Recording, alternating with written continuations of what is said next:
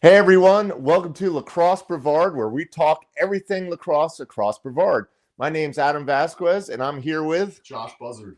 Hey, thanks for joining us this episode. We're at episode 3 and got a lot to talk about. Exciting weeks happening last week and this week. Before we jump into the high school and what's going on with youth, let's talk about college. Yeah, so after two big home wins over top 10 opponents, Florida Tech fell victim to the trap game, heading up to Tigerville, South Carolina to play North Greenville University. They ended up losing the game 12-6. And honestly, during the week, I kind of looked at the schedule and looked at where both of these teams were at. North Greenville was sitting at 0-2, and Florida Tech was getting votes. They were in a few different places depending on which poll you looked at. Some had them in the top 10 after those two big wins over Wingate and Rollins.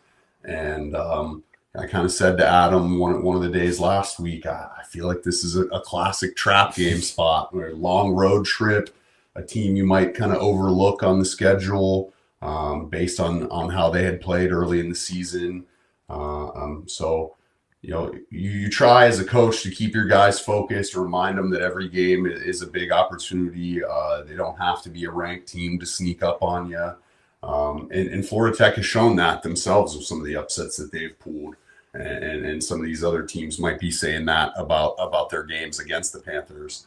But that being said, they're looking to right the ship. They have a chance to do that this Friday at home at Rick Stotler Field at 1 p.m. They'll be hosting Concordia Irvine, which is one of the few West Coast NCAA lacrosse programs. So that'll be cool to watch.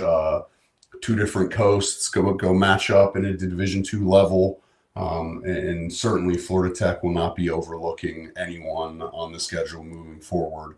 Had the chance to talk to a few of their players last night at youth practice, and they definitely said that they're hungry to get back out there and redeem themselves after a disappointing performance this past weekend. Yeah, I mean, the trap games, they happen to all of us. You see it especially at the high school level, but even a college team that is as consistent, when you watch Florida Tech games, those guys are really consistent and play consistently the whole game. So it can happen to anybody. Like you said, even at the professional football level and other sports as well. So it's just a good reminder that nobody is above getting trapped, so to speak, right? Big time. And then over on the women's side, the Tech girls had a tough loss over the weekend, 19-10 against Embry-Riddle. And next up for them, they'll be traveling to take on Regis in Colorado this Thursday. So best of luck to them, safe travels, and let's get back in the win column, Panthers. And then transitioning from the Florida Tech teams to some of our local alumni from Brevard County playing in college.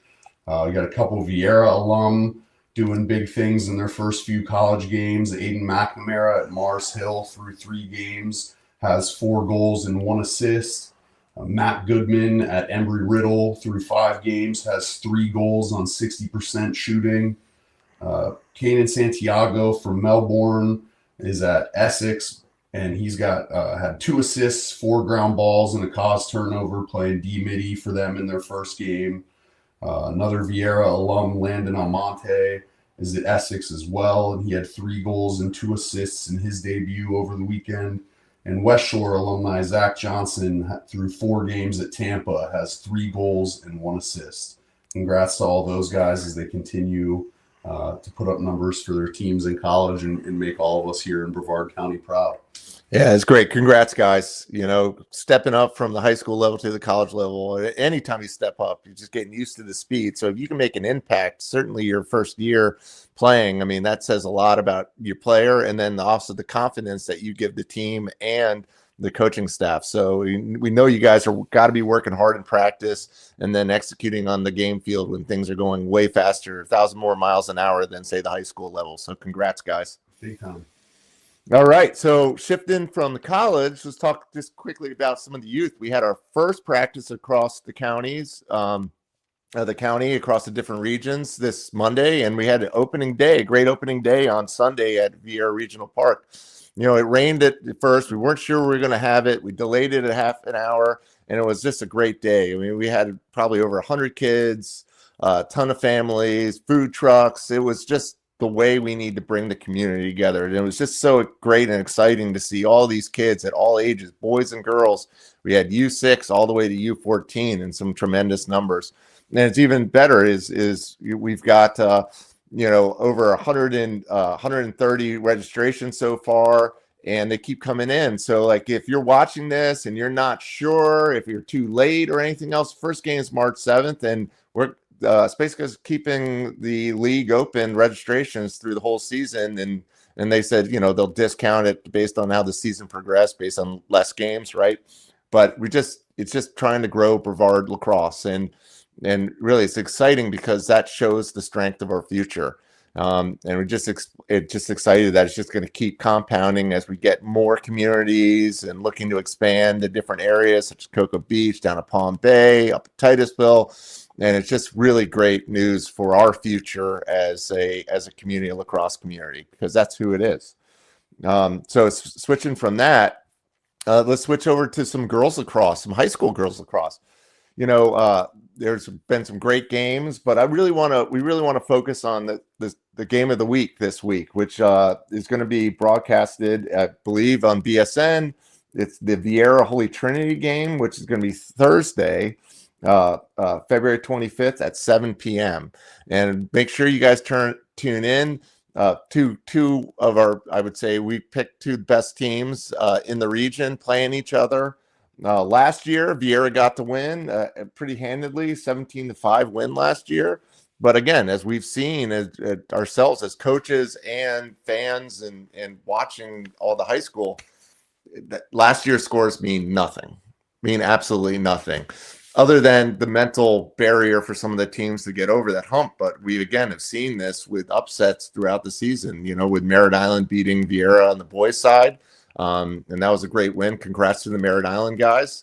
But we keep seeing it again and again. So again, it's the old saying of in the NFL, we talk at any given Sunday, right? And I think that's how all the coaches and players need to go to each game. It's like that's the most important game, that next game, right? And no matter what their schedule is, we just got to be prepared, because again, what we found out with Florida Tech, don't fall for the trap, right?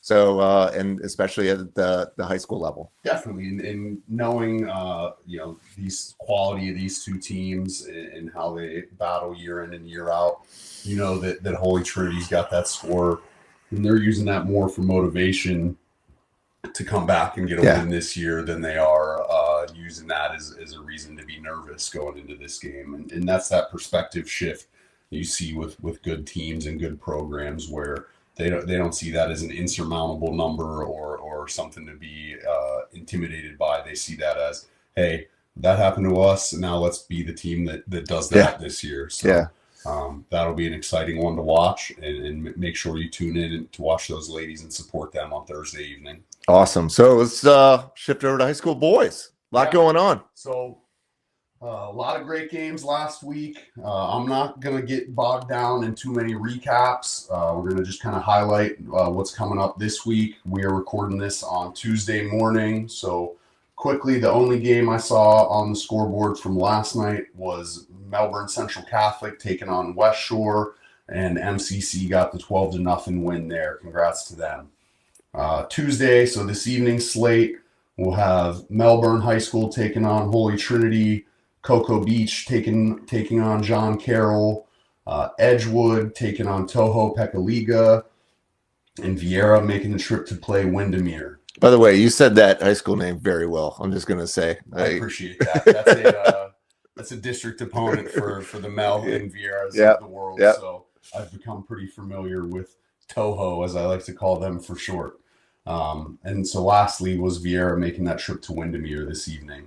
And then Wednesday, we've got Mel High versus Cocoa Beach, Holy Trinity taking on Jensen Beach in what should be another great game, Satellite versus Melbourne Central Catholic, and Edgewood taking on West Shore. Thursday, a little bit of a smaller slate of games. We've got Merritt Island versus Lake Nona, which should be a fantastic matchup. And then we have Mel High versus Viera in a game that'll be exciting for these two guys sitting here on this couch. Yes. Fun to coach against one of my good friends and colleagues. And I hope we take home the win. Well, now just real quick, since we're here, we can talk about it. But I think not everyone knows what's going on, and the whole sort of making the sausage sort of thing behind the ball. So, like, these two teams play with each other all off season. So it's really a sibling rivalry. I mean, we had it also with Vieira Merritt Island because a lot of those guys play with us too.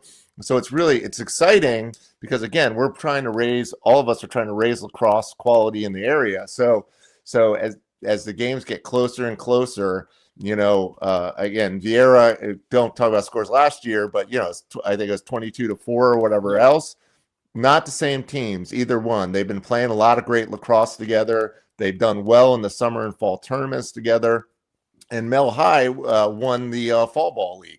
So they had the best during the first fall ball league that we had. So, not always all Mel High, but it was with a lot of the Bullfrogs and some good club team. But regardless, you can't take fall ball as a direct sign of what's happening because you don't have all your players. You have a mix of players from other teams.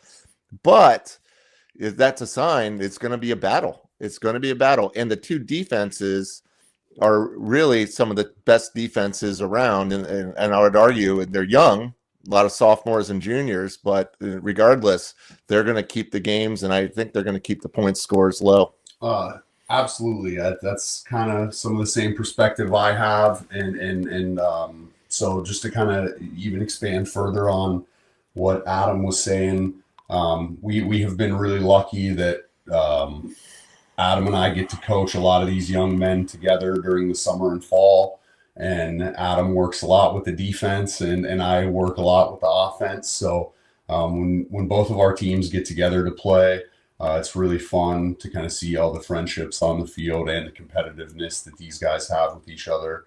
I love, it's one of the best parts of being a coach when you're on the sideline for a game where even guys on the other team still call you coach.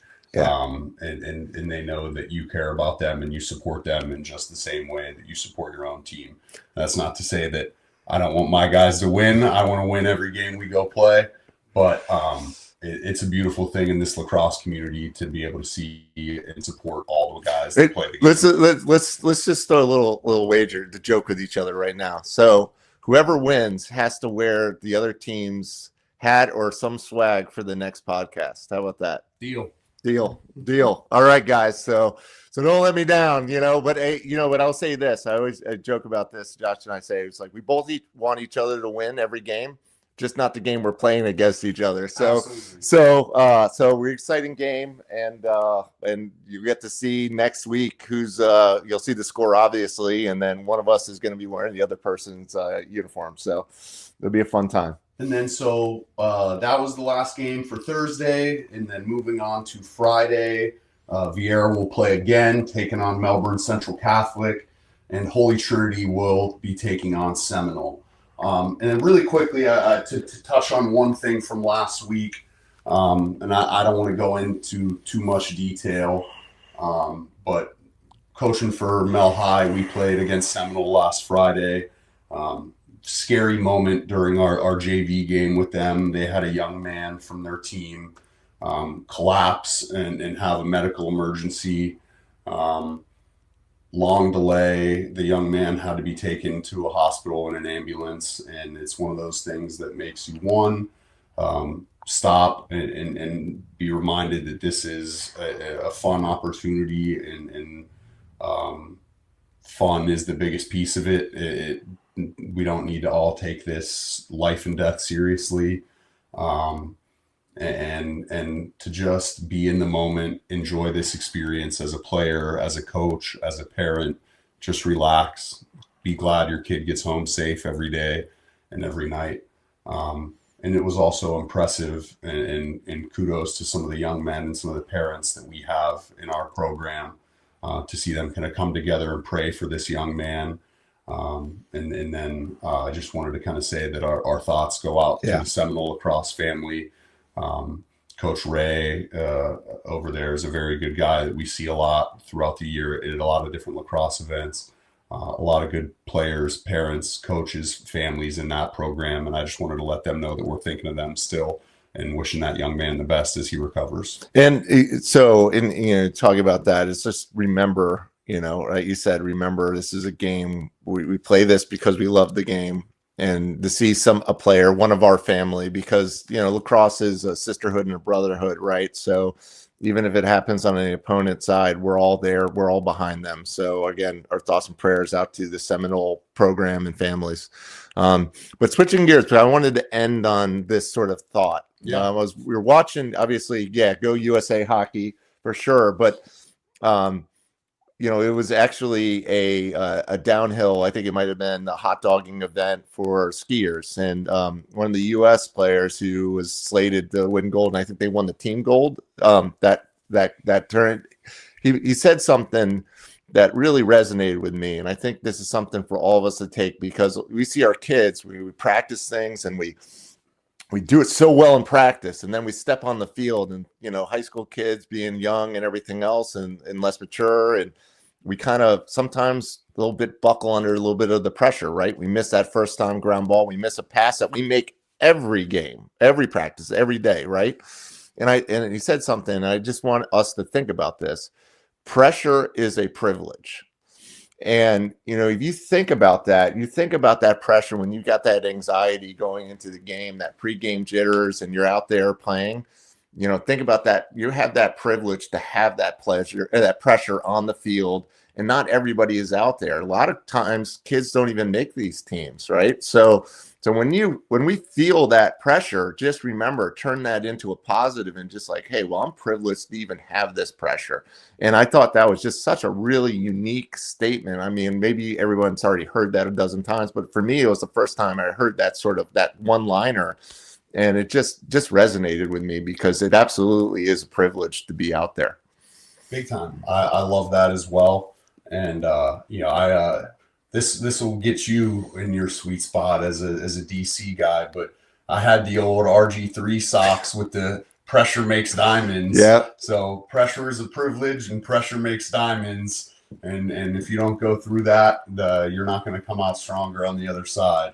So I think that's a beautiful message, and a great reminder to all these young athletes that embrace the pressure, embrace the opportunities, and don't play scared. Don't have a fear of failure, because we only get better and we only grow when we leave our comfort zone. Yep. Great. Well, on that, I'd say that's a great way to end this. So thanks, everybody. Thanks for tuning in. We made this a little bit short this time, just because of just make it quick, and we're obviously getting a little bit better at this. This is our third episode, maybe, just to say it that way. But thanks for joining us. Don't forget to subscribe, and we will see you next week. Thanks, everyone. See ya.